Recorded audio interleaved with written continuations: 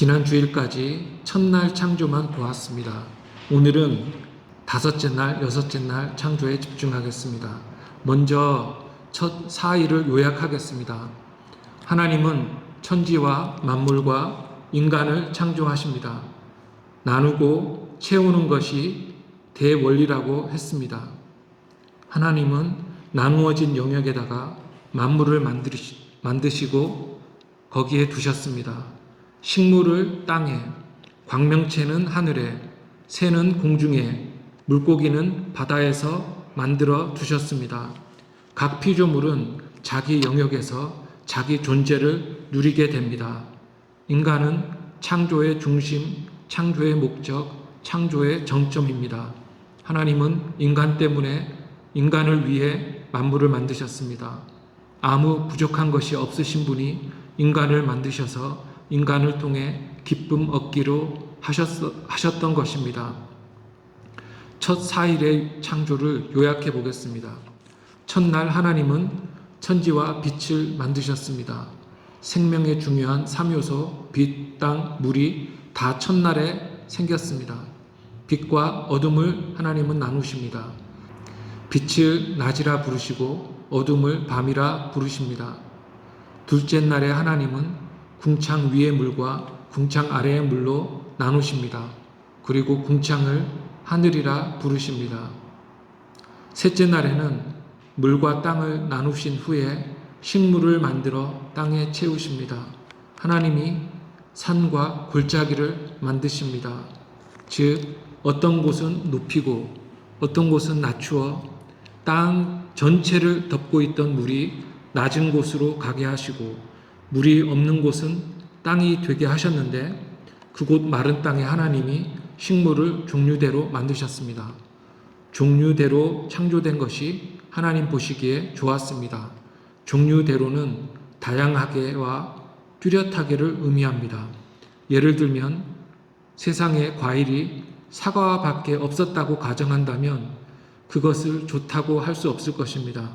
과일도 다양하게 여러 가지 종류가 있을 때 좋은 것입니다. 풀, 채소, 과목이라는 세 부류가 언급이 됩니다. 풀은 그냥 풀이지만 채소는 씨를 가졌고 과목은 씨 가진 열매를 가졌습니다. 씨가 반복되며 강조됩니다. 씨는 번식 능력을 함의합니다. 식물이 번식하여 땅을 덮을 것입니다. 잔디도 이때 만들어지고 라일락, 장미, 진달래도 이때, 밤나무, 참나무도 이때, 사과나 아보카도도 이날 셋째 날에 만들어집니다. 넷째 날 하나님은 하늘에 광명체를 만드십니다. 광명체란 해와 달과 별을 말합니다. 광명체의 창조로 이제는 해와 달을 통해 밤과 낮이 바뀌게 됩니다. 광명체를 통해 우리는 달과 낮과 연을 주기로 가지고 살게 되었습니다. 우리는 낮 동안 열심히 일하다가 밤에는 쉽니다. 또 달을 보며 농사를 짓고 태양의 위치에 따라 계절은 바뀝니다. 이를 통해 알 수 있는 것은 큰 나무나 광명체는 피조된 것이며 타종교가 하는 것처럼 그것들을 우리가 신성화하지 말아야 한다는 것입니다. 다 하나님이 만드셨기 때문에 그렇습니다. 다음 날로 가보겠습니다. 그런데 다섯 날, 여섯 날은 차원이 다른 피조물이 창조되었습니다. 다섯 번째 날에는 물의 물고기와 공중의 새가, 여섯째 날에는 땅의 짐승과 인간이 창조되었습니다. 다시 종류대로 창조됨이 강조됩니다. 만드신 것이 하나님 보시기에 좋았습니다. 이것들은 생물로 불리었습니다. 생물이란 살아있는 존재 또는 생명이 있는 존재라는 뜻입니다. 1장에 생물이라는 단어가 여러 번 나옵니다. 이날 창조된 생물은 이전 피조물과는 차원이 다릅니다. 식물도 살아있기는 하지만 동물처럼 살아있지는 않습니다. 식물도 생명이 있지만 동물의 생명이 있지는 않습니다. 살아있음 혹은 생명은 신기한 것입니다. 생물은 물, 땅이나 공중의 공간을 마음대로 움직일 수 있습니다. 생명은 날거나 걸을 수 있고 또 어떤 것을 쫓거나 또 피하거나 외부 자극에 반응할 수 있습니다. 생명은 놀라운 것입니다. 21절을 보면 하나님은 큰 바다 짐승들도 만드십니다. 우리는 땅에 살기 때문에 바다를 두려워하는 경향이 있습니다. 아무리 무시무시한 것이라도 그것은 신이 아닙니다. 힘이 세거나 덩치가 커도 모두 하나님이 만드신 피조물입니다. 세상 어느 피조물도 숭배의 대상이 되어서는 안 됩니다. 창조주 하나님이 만물을 만드셨으므로 만물 중 그 어느 것도 그 힘이나 그 몸의 크기 때문에 하나님을 대신해서는 안 된다는 것입니다. 크게 보면 첫 네 날은 마지막 두 날을 위한 것이며 마지막 두 날에 창조된 것들이 살아갈 자원과 배경이 됩니다. 빛은 식물과 동물을 위해 창조되었고 빛과 식물은 동물을 위해서 창조되었습니다. 그런데 다섯 날째, 여섯 날째의 놀라움은 이것 이상입니다. 그것은 동물에게는 복과 명령을 주셨다는 것입니다. 1장 21절 상반절을 보면 하나님이 그들에게 복을 주셨다고 말씀합니다. 동물에게 하나님이 복을 주셨습니다. 28절을 보면 하나님이 인간에게도 복을 주셨다고 말씀합니다. 하나님이 5일, 6일에 창조된 피조물들에게 복을 주셨습니다. 이것은 무슨 의미일까요? 돈과 명예가 많은 게 복이라면 짐승들에게 복을 주셨다는 것은 말이 안 됩니다. 짐승과 인간에게 똑같이 복을 주셨다는 말의 의미가 무엇일까요? 복의 의미는 하나님이 그 생명을 보존하시겠다는 약속, 즉 피조물이 보존될 것임을 보증하시는 하나님의 약속인 것입니다. 하나님이 동물과 인간에게 하나님이 만드신 것에 대한 품질을 보증하고 보존을 약속하시는 것입니다. 창조하신 세계가 패하지 않으며 동물에게 주신 생명도 끊이지 않으리라는 것입니다. 하나님은 짐승과 인간에게 복을 주시면서 명령하시는데 동물과 인간에게 동일한 명령을 세 가지를 주십니다. 하나님의 명령 세 가지는 생육하고 번성하고 땅에 충만하라는 것입니다. 22절과 28절에 나와 있는 이 세 명령을 하나씩 살펴보겠습니다. 첫째 명령은 생육하라입니다. 생육이란 열매를 맺다입니다. 생명을 사랑하고 열심히 살라는 의미입니다. 하나님이 세상에 우리를 보내신 것을 복으로 알고 끝까지 살아남으라는 것입니다. 둘째 명령은 번성하라입니다. 번성이란 자손을 낳는다는 의미입니다. 결혼을 하고 복된 가정을 꾸리고 자녀를 낳으라는 의미입니다. 셋째 명령은 땅에 충만하라입니다. 충만이란 빈 공간에 가서 살아서 땅을 채우라는 의미입니다. 처음 만드신 피조물은 그 수가 적어서 세상을 채울 수 없었지만 생육하고 번성하여 빈 공간이 없도록 채우라는 것입니다. 하나님은 이 세 가지 명령을 동물과 인간에게 동일하게 주셨습니다. 자기 생명을 사랑하여 열심히 살고 자손을 낳고 빈 곳에 감으로써 땅을 채우라는 명령인 것입니다. 인간뿐 아니라 동물도 순종해야 하는 명령입니다. 하나님의 이 명령 때문에 세계가 지속되는 것입니다. 명령에 순종하는 것이 복인 반면에 명령에 순종하지 않고 살아가는 것은 저주입니다. 이것이 바로 동물이 식물보다 탁월하게 가진 특성이며 복입니다. 첫 네 날에 창조된 것을 살아있는 생물이 사용하면서 누립니다. 즉 첫 네 날의 창조는 마지막 두 날에 창조된 것들을 위해 창조된 것입니다. 최종적으로 인간 창조의 특징을 살펴보겠습니다. 인간 창조는 1장 26절에서 28절 사이에 상세히 설명되고 있습니다. 저는 인간이 하나님의 창조의 목적 혹은 창조의 정점이라고 여러 번 반복했습니다. 인간 창조의 특징을 몇 가지 들 수 있는데 그것은 첫째, 인간의 기원이 하나님이라는 것입니다. 1장 26절을 보면 하나님이 이르시되 우리의 형상을 따라 우리의 모양대로 우리가 사람을 만들고라고 말씀하는데, 이 26절에서 중요한 것은 하나님이 우리가 사람을 만들고라고 말씀하셨다는 것입니다. 영어로는 Let us make man입니다. 이것은 매우 심오한 진리를 우리에게 제공하여 줍니다. 다른 피조물을 만드실 때 하나님은 빛이 있으라, 물은 생물을 내라, 땅은 식물을 내라 고 말씀하셨는데, 인간을 만드실 때는 우리가 인간을 내자라고 하셨다는 것입니다. 11절을 보면 땅은 식물을 내라고 말씀합니다. 즉 땅이 식물을 내는 것입니다. 다시 말해 식물의 기원은 땅입니다. 20절에서 물들은 생물을 번성하게 하라고 말씀하십니다. 즉 물이 물고기를 내는 것입니다. 다시 말해서 물고기의 기원은 물입니다. 24절에서 땅은 생물을 그 종류대로 내되라고 말씀합니다. 즉 땅이 동물을 내는 것입니다. 다시 말해 동물의 기원은 땅입니다. 그런데 26절에서 인간을 내실 때는 하나님이 우리가 사람을 만들고 라고 말씀하십니다. 물이나 땅이 아니라 하나님이 인간을 내시는 것입니다. 다시 말해 인간의 기원은 물이나 땅이 아니고 하나님입니다. 이것이 바로 인간의 신적 기원 개념입니다.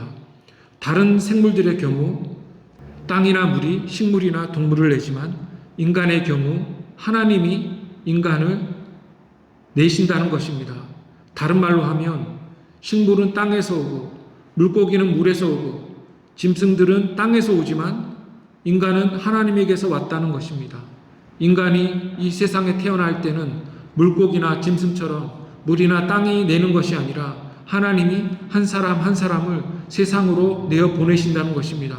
즉 인간의 기원은 하나님이며 이것이 바로 인간의 신적 기원입니다. 인간이 물고기나 식물이나 짐승과는 달리 하나님에게서 왔다는 것은 인간의 특별한 지위를 가리키며 인간에게는 더 특별한 목적이 있다는 것입니다. 그리고 둘째 특징은 인간이 하나님의 형상이라는 것입니다. 1장 26절을 다시 보면 하나님이 이르시되 우리의 형상을 따라 우리의 모양대로 우리가 사람을 만들고 라고 말씀합니다. 인간이 하나님의 형상이라는 말은 인간이 하나님을 닮았다는 말입니다. 또한 이것은 하나님이 가지신 어떤 특질을 인간도 가졌다는 말입니다. 아들이 아버지를 닮았다고 할 때 생긴 것이 닮거나 또는 성격이나 또는 재능이 비슷하면 닮았다고 말합니다. 그런데 아들이 아버지의 좋은 것을 닮으면 아버지는 기분이 좋습니다. 하나님은 인간이 하나님 아버지를 닮기를 원하십니다. 그래서 여기서 말하는 형상이란 거룩하고 신실하고 선하신 하나님의 성품을 말하는 것입니다. 타락하기 전에 인간이 하나님의 거룩하고 신실하고 선하신 성품을 반영할 수 있도록 만드셨다는 것입니다. 하나님을 인간이 반영하고 드러내야 하는 존재라는 뜻입니다. 인간의 하나님의 형상 개념은 인간의 신적 기원 개념과 밀접하게 관련됩니다. 즉 다른 피조물은 하나님의 형상을 지니지 않았습니다. 다른 어떤 피조물에게도 거룩함이란 없고 선함도 없고 진리도 없으며 그것들이 기대될 수 없습니다. 그러나 인간에게는 하나님의 형상이 기대됩니다. 뿐만 아니라 닮음은 교제를 의미합니다. 하나님은 인간과 교제하기를 원하십니다. 인간은 공통의 것이 있어야 교제가 가능합니다. 물론 언어가 같아야 할 뿐 아니라 닮음이 교제를 가능하게 하는 것입니다. 인간의 참된 기쁨은 창조주 하나님과 교제하는 것입니다. 인간이 하나님을 드러낼 수 있도록 그리고 인간과 교제할 수 있도록 하나님은 인간을 다르게 만드셨던 것입니다. 다시 요약하면 인간은 다른 피조물과 차원이 다르게 창조되었습니다. 다른 생물은 땅에서 왔지만 인간은 하나님에게서 왔고 다른 생물과는 달리 인간은 하나님을 드러내고 하나님과 교제하는 존재로 창조되었다는 것입니다. 또 남자와 여자를 창조하셨다는 특별한 표현도 교제의 측면을 강조한다 할 수 있습니다. 그리고 하나님은 인간에게 생육하고 번성하고 땅에 충만하라는 명령도 주십니다.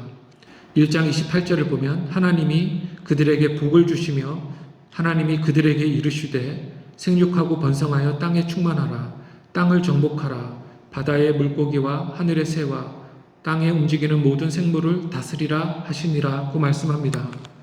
짐승에게도 주어진 이 세 명령, 생육하고 번성하고 땅에 충만하라는 이 세 명령은 인간에게도 동일하게 주어집니다. 앞에서 언급했듯이 동물에게도 주어진 명령처럼 인간은 하나님이 주신 자기 생명을 사랑하고 자녀를 많이 낳고 빈 곳으로 가서 살도록 명령받았습니다. 인간이 빈 곳으로 가서 살아야 한다는 말은 인간이 없으면 황량해질 땅이 인간이 가서 살아서 자연을 가꾸고 아름답게 하여 결국에 하나님이 창조하신 모든 땅이 아름답게 되도록 만들어야 한다는 뜻입니다. 사막의 샘이 넘쳐 흐르게 하는 것도 인간입니다. 오대양 산호섬을 아름답게 하는 것도 인간입니다. 인간이 살지 않으면 황폐할 땅이 인간 때문에 아름답게 되도록 우리에게 명령하시는 것입니다. 그리고 하나님은 땅을 정복하고 땅을 다스리라는 명령을 주십니다. 땅을 정복하라는 이 명령은 자연에 의해 정복당하지 말고 오히려 정복하라는 것입니다. 소가 바로 옆을 지나가면서 오물을 뿌리는데 저주받을까봐 소를 저지하지 못하는 인간 종교가 있습니다. 우리 민족도 그랬습니다. 무슨 귀신이 무서워서 바퀴 하나 굴리지 못했습니다. 우리는 바다 용왕이 노할까봐 바다를 건너는 것도 무서워했고 배를 만드는 것도 하지 못했습니다. 귀신이 노할까봐 사람을 죽이고 다니는 사나운 맹수를 죽이지 못했습니다. 그러지 말라는 것입니다. 인간이 필요하다고 생각할 경우 자연을 변경하고 사용하는 것을 두려워하지 말아야 합니다.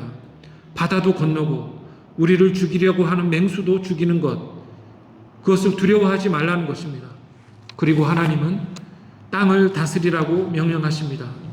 다스린다는 표현은 그 나라가 사랑으로, 특히 공의와 정의로 가득하게 한다는 것입니다.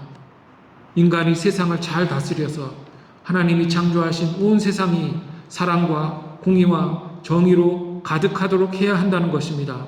하나님이 직접 다스리시려면 인간을 만드실 필요가 없으셨습니다. 직접 빛이 있으라 같은 명령을 계속 연발하시면서 다스리면 되었습니다.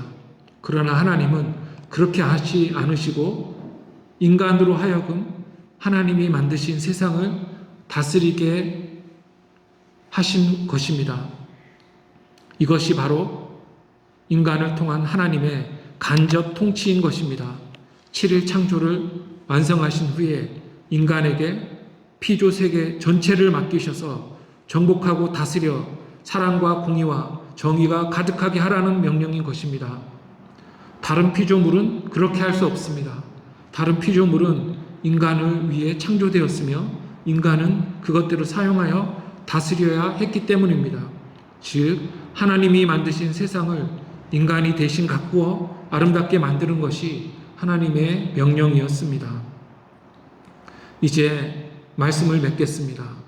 하나님은 인간을 위해 만물을 창조하셨고 인간은 생육하고 번성하고 땅에 충만하고 하나님이 만드신 세상을 다스림으로써 그것을 아름답게 하고 그럼으로써 하나님을 드러내는 것이 인간 창조의 목적이며 천지 만물 창조의 목적이었음을 오늘 보았습니다. 우리에게 주어진 생명과 사명이 너무 큼을 우리 모두 느끼지 않으십니까? 오늘 말씀을 기억하며 앞으로 살아갈 날들을 하나님이 주신 명령을 위해 살겠다고 다짐하는 우리 모두가 되기를 주님의 이름으로 축원합니다. 기도하겠습니다. 창조주 하나님 아버지, 우리는 어쩌다 있게 된 것이 아니고 특별한 지위를 부여받아 특별한 목적을 위해 창조된 존재임을 다시 한번 말씀을 통하여 상기시켜 주시니 참으로 감사합니다. 그렇게 살 수 있도록 우리의 삶의 목적이 변하고 우리 삶의 방식이 목적에 맞추어져 하나님을 드러내며 기쁘시게 하는 우리 모두가 될 수 있도록 도와주시옵소서. 예수님의 이름으로 기도합니다. 아멘.